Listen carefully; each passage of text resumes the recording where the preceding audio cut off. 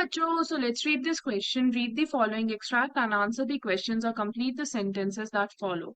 You will let me go. He held the lighter towards her. Yes, but only if you will do something for me. Anything you say. Before we left for London, I promised my husband to take my jewels to a bank, but I left them here in the safe. I want to wear them to a party tonight, so I came down to get them, but तो ये जो women थी, ये हॉरिस मिला था उस घर में जहां पे वो चोरी करने गया था. This women was also a thief. So उस विमेन ने she picked up a cigarette box of silver and took out a cigarette. So Horace ने सोचा कि उसको अगर वो प्लीज कर देगा, then she might help him.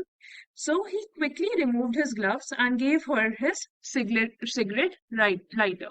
और उसने कहा यू विल लेट मी गो. सो वो बेसिकली उसको प्लीज करने की कोशिश कर रहा था जिससे वो उसे हेल्प करे.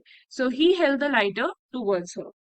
Now then he asked that would she let him go and pointed the lighter towards her cigarette. She replied that yes. उसने कहा हाँ मैं तुम्हारी मदद कर दूंगी पर एक ही शर्त पे, अगर तुम मेरे को मेरा एक काम करके दो जो मैं तुमसे बोलूं. सो हॉरिस तब डर गया था कि ही माइट गेट कॉट. सो उसने कहा एनीथिंग यू से. उसने कहा जो भी तुम बोलोगी मैं कर दूंगा. तो जो लेडी थी उसने कहा that before going to London she had promised her husband to take her jewels to the bank. तो जो वो जूल्स थे जो सेफ में रखे थे, उसने अपने हस्बैंड को प्रॉमिस करा था that before going to London वो उन्हें बैंक में रख देगी. But she had to go to a party now and but forgotten the code of the locker.